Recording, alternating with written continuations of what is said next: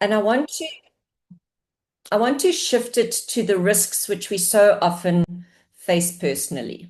And I want to share with you a true story because often stories help to put things into perspective. And so we're all familiar with the Huffington Post. And back in 2007, Ariana Huffington was really at the peak of her career. You know, she was leading this media revolution, appearing on global power lists. But behind the scenes, she was just pushing herself relentlessly, juggling work, travel, parenting, and that constant pressure, which we so often feel, of trying to prove that we or she could do it all.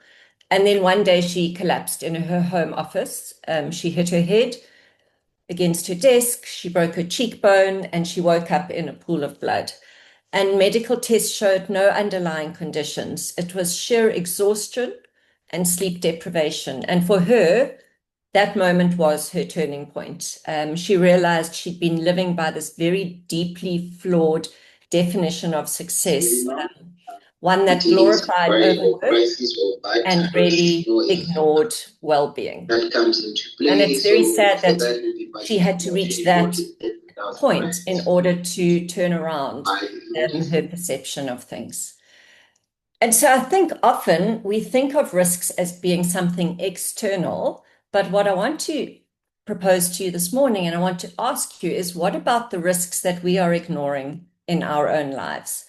You know, so what if the biggest threat to your success isn't the current economic conditions, isn't the success of the corporate which you're working for or your own company, but actually the way in which you are treating yourself? And so the real question here is, are you the risk?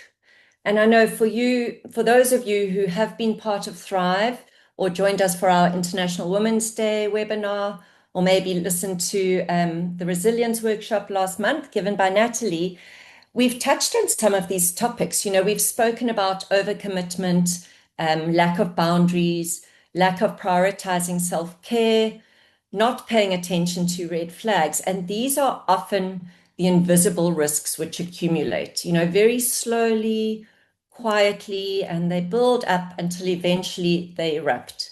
And a good analogy is a little bit like water damage or damp behind the walls. You know, it's very silent, it's hidden, and slowly it rises, and then eventually it becomes really ugly and very destructive.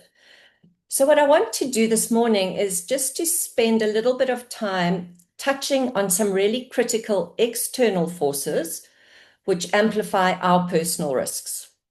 You know, these are the things that are quietly shaping our ability, or in some cases, our inability to thrive. So let me start with burnout culture. Burnout really has become this badge of honor in some circles. You know, we keep pushing, we think we're being productive, but really all we're doing is draining ourselves. And there's a real risk here that we burn through our energy, our health, and even our relationships before we notice it. And there's always a common denominator with burnout. You know, it's kind of taking care of everyone and everything else at your own expense. And I think for many women, and I know personally I experience this too, we often feel very guilty for taking some time for ourselves in the same way that we're willing to give that time to others. And this can really leave you feeling very overwhelmed and emotionally drained. And it can present in a variety of ways. We know chronic stress, deteriorating health, this loss of purpose, and even can result in poor decision making.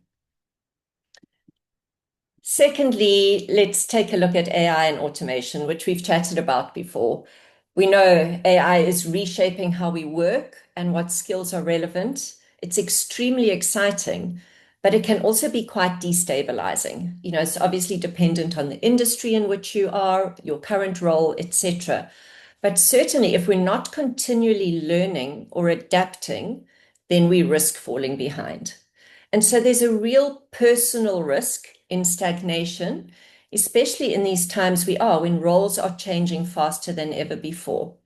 So the risks that present themselves are our careers becoming irrelevant, you know, a loss of identity for ourselves in some ways, and also just the sense of overwhelm from the constant pressure to upskill. Thirdly, let's take a look at remote work and disconnection. And we know remote work has been fantastic. It's given us flexibility, especially for women. We're juggling a lot of different roles. So when we have the opportunity to work from home, we feel that we're a lot more effective and efficient in the different roles. But we need to ask ourselves if this has come at a cost of some sort. It can definitely blur boundaries, and it can often isolate us. And there are many people who are spending entire days without any meaningful human connection. And it's this disconnection which can really quietly erode our emotional resilience. This will lead us to the sense of loneliness, a sense of lack of belonging, disengagement, and overall decreased social well-being. And something we're all very familiar with, digital overwhelm. You know, we're bombarded 24/7. Phones are beeping, there are messages coming in, emails, social content, news content, blogs to keep up to date with. And I think it really makes it harder than ever before to think clearly, you know, to really be able to have time to reflect on things and even sometimes to feel present. I mean, how often do you find yourself reading a message while your son or your daughter's busy talking to you, and then you haven't really managed to absorb either of the two because we're not really present? And I think here we really risk losing our ability to focus on what truly matters, which at the end of the day is our health, our goals, and our relationships. And this constant bombardment with digital content is causing cognitive fatigue. It results in decision paralysis. We're not living intentionally anymore, and we're losing a sense of clarity. And very importantly, one of our non-renewable resources, we're losing our time, which is something very important to remember. And finally, we all know the terms inflation, high living costs, job instability. The markets are up 1 minute, the markets are down the next. You know, overall, we know we're living in a financially unstable world. And I think what happens is that these pressures often lead us to make short-term choices that are not necessarily aligned with our long-term goals. So we might delay planning something that's actually quite critical. Maybe we're cutting corners on our well-being, or we're just staying in jobs that no longer serve us just to survive. So overall, we are running the risk of compromising our financial health. We might be feeling like we're just stuck in the survival mode. We're on a hamster wheel going round and round. We're living reactively as opposed to living proactively and intentionally. And we know that all these pressures really can help us, can increase our sense of anxiety. And the reality is these forces aren't going away, but if we're aware of them and we take the time to assess our personal risks, then we really can start to move from reactive living to more intentional living. And maybe we can think about it a little bit differently and meet these risks from a different angle. And I think what's really important to remember is that there is risk inside the choices we are making or those choices we are avoiding to make on a daily basis. And so that's what today is about, realizing the importance of making conscious choices in an unconscious world, and also recognizing that we're going to make different choices for ourselves in different phases of our lives. So it's really about finding your own sense of what matters to you and to prioritize what you want to do versus what you should do or you are expected to do. So what I shared in the chat a little bit earlier was a PDF. So you're welcome to open that up, download it. If you've got access to a printer, you can print it. And what we're going to just spend a couple of minutes now doing, and we might just do it a bit quicker now, and then you can spend more time later doing it, you know, and putting a bit more time into it. But we're going to do a personal risk audit exercise. Kerry, can you do that? Sorry, I saw Shay's comment. Sure, no problem. I'll re-drop that in. Just a Super. moment. Thanks a lot. No So we're going problem. to do this personal risk audit exercise, just something to help you reflect on your own situation and to consider what is at stake. Because what I've been talking about and what we're going to look at now, these are things we know, but we so often don't take the time to really reflect on them, or, very importantly, to consider the outcome in the event that we ignore them. So grab a pen and paper if you haven't had a chance to print that, or if it's on your screen, fantastic, but still just grab a pen and paper so you can write down some things. And then, as I said, maybe you can complete it on the worksheet a little bit later. Okay, so for each of the personal risks, which I'm going to run through, I'll pop them up on the slide and I'll just do a couple of bullet points for each so that you can, start to consider things that might be potentially impacting that factor. And then score each risk from a 1 to 5, 1 being low risk. I'm flying at this. It's fabulous in my life. There's nothing I can change around this area. Through to 5 being high risk, like, whoa, no, I need to reassess things. This isn't where I want this to be, and I need to now make some changes. Okay, any questions? Everyone okay with that? Okay, fabulous. So let's start. And then I'll just give you a minute or two after each just to kind of jot down your risk rating for each of the factors. So first of all, health and well-being. Consider things like, are you getting enough sleep? Are you managing to exercise enough and have some downtime for yourself? Do I have time to journal? Do I have time to watch that series that I'm so enjoying on Netflix or read a book, whatever the case may be? Are you ignoring some sort of signs of burnout or depletion? Think about things like how often you feel really tired or you're lacking energy. Is your concentration maybe impaired more than you feel it should be? Do you feel emotionally detached from coworkers? These are all factors to consider. Maybe you've got some unhealthy habits which have been compounding over time, which you've just been ignoring and thinking might just correct themselves on their own. And also, are you addressing appropriately your relevant stage of life? So, for example, menopause. Are you appropriately researching it? Are you looking at the proper supplements that need to be taken, etc.? So these are things to consider when rating yourself around health and well-being. So as I said, I'll just give you a minute or so. Jot down 1 to 5, and then we'll move on to the next one.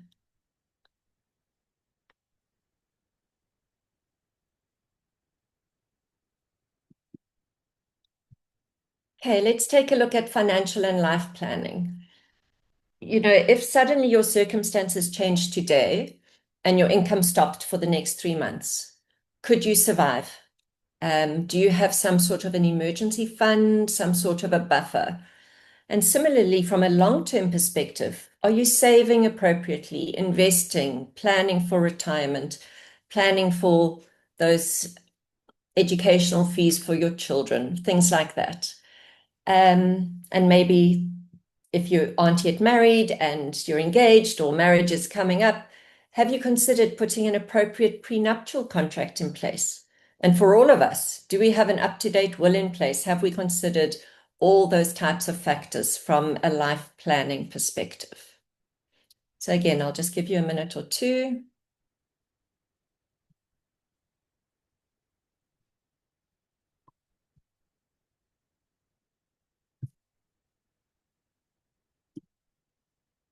And we chatted around AI and automation. So let's, assess career and future skills. When was the last time you learned a new future relevant skill? Have you assessed your current role? Is it at risk of automation or disruption? Are there some steps which you should be taking, which you've kind of been delaying for whatever reason? Something that's really important that we focus on in Thrive Online. Have you considered the importance of a personal brand? Building your own story and how that will take you forward on your leadership journey.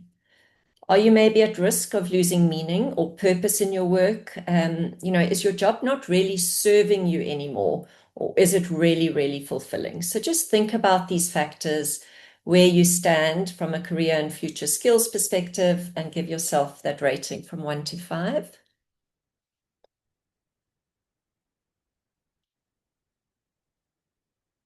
And as I said, you might want to spend more time doing it a little bit more in depth after the call. Relationships and social health. Do you have meaningful, energizing connections? Similarly, where you've maybe been experiencing some toxic relationships or situations that are draining you, have you put appropriate boundaries in place? Are you maintaining these boundaries? Do you have someone who's challenging you to grow in a supportive way? In Thrive Online, we delve into this network of champions and the importance of it.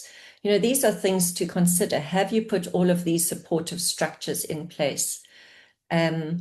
Maybe are you finding yourself in an environment which just is not aligned with your values or your purpose? So give that a little bit of thought and give yourself a score.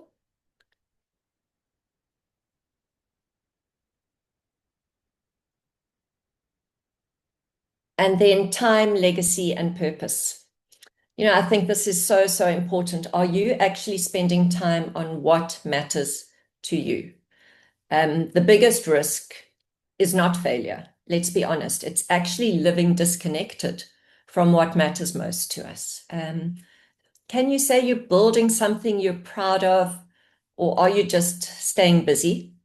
And as I mentioned before, are you living in alignment with your own values or actually just with someone else's expectations? And in the International Women's Day webinar, I chatted around protecting your most important resource, that being your energy. And similarly here, what I mentioned earlier, ask yourself, are you wasting a very important non-renewable resource, which is your time? So add up your scores, and you should get something between 5 and 25. And I'll just run through 3 very high level categories. So if you're scoring between 5 and 10, then you're kind of on the low risk side. You've got strong alignment with your values and living your purpose and awareness of all of that. And this is really about then continuing to reinforce positive habits and choices, etc. If you're between 11 and 17, then you're falling more into the moderate risk category. Definitely some personal vulnerabilities are emerging. You've recognized some areas where you need to pay attention to recurring patterns or to certain pressure points, which you might have thought about and identified. And then between 18 and 25, this is higher risk. You know, you've got significant areas of misalignment, some areas of strain, and it's time to reflect and take some intentional action towards change. And so now what I want you to use to do is to use the results from your risk audit, and you can look at the second page of the PDF handout and pick kind of 2 to 3 personal risks that you want to actively reduce. You know, we want to develop a Thrive action plan here. So you want to be able to thrive by design. So what I want to say is start small.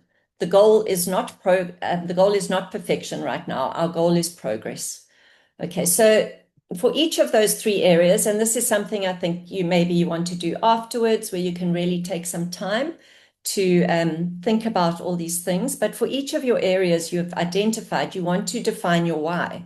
You want to say to yourself, why does this focus area really matter to me? And very, very importantly, what is it going to cost me if I do absolutely nothing about it? And then also, as I said, start small. Choose a micro action for each item. You know, you want something that's attainable, not something that you're failing at continually. You want to make some progress and to feel like it's working for you. So I just wrote some examples here. So think about these things dependent on which focus area you've chosen. And finally, make sure you do a weekly check-in. You know, ask yourself, what worked well this week? Fabulous. High five. I managed to walk 20 minutes 3 times this week. Or, you know what, that day I only managed to walk 10 minutes. So, or I didn't get to walk at all. What got in the way? Well, I gave in and I agreed to have a meeting, which wasn't in my diary at the time when I wanted to walk. And then think about what you could adjust for the next week, because it's really important that you feel like you are making progress here. So we're really short on time. So I'm just going to go into the final slide. And over the last couple of weeks, I've just been hit by the number of words that begin with a C that are extremely powerful. And so I had a quick look at the origins of the letter C, and it goes back to the Phoenician letter Gimel, which represented a camel, and then was adapted into Greek as the gamma, and later became the Roman C. And so it did over time come to symbolize this very sharp, clear sound.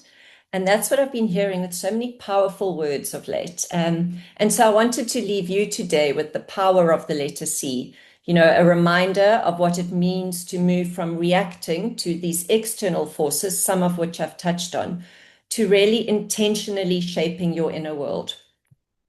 So let's take a look at some C's to carry you forward. First of all, clarity. Know what matters to you. I've mentioned the biggest risk is not failure, it's being disconnected from what matters most. Secondly, courage. Courage to face discomfort and to take bold personal steps. We've got to realize we are not here to fit in. We're here to shape. We want to be able to shape the space around us with our values, our voice, and our purpose, and to be able to shape possibilities. Let's shift a conversation.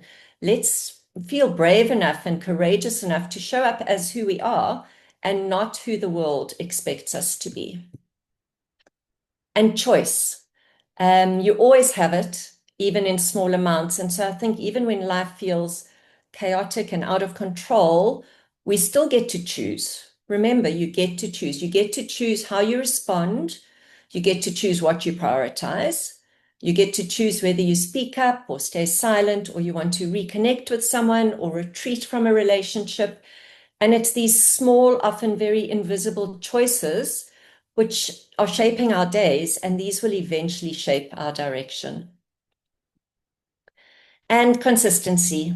We know thriving isn't a once-off. It's what you do regularly. It's the daily check-ins with yourself. It's those quiet habits. Also, very importantly, it's the boundaries which you protect and the values you live, not once, but over and over. And I think what's really important to remember is that consistency builds trust, not just with ourselves, but with others.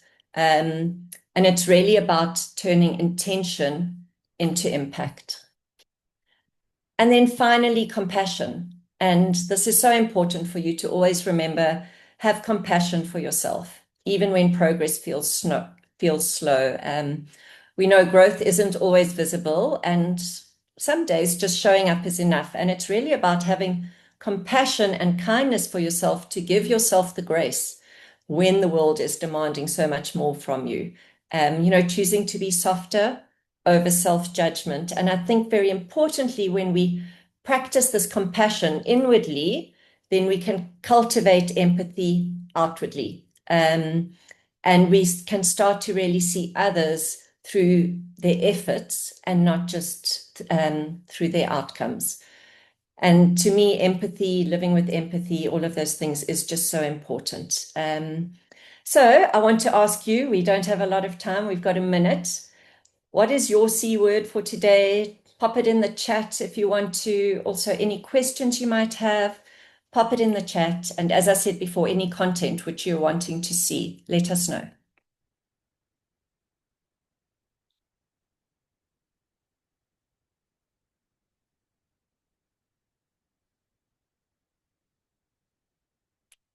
Lovely.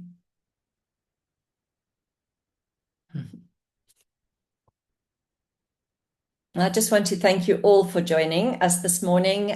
We'll have these on a monthly basis. Go to our website, have a look, sign up, join us.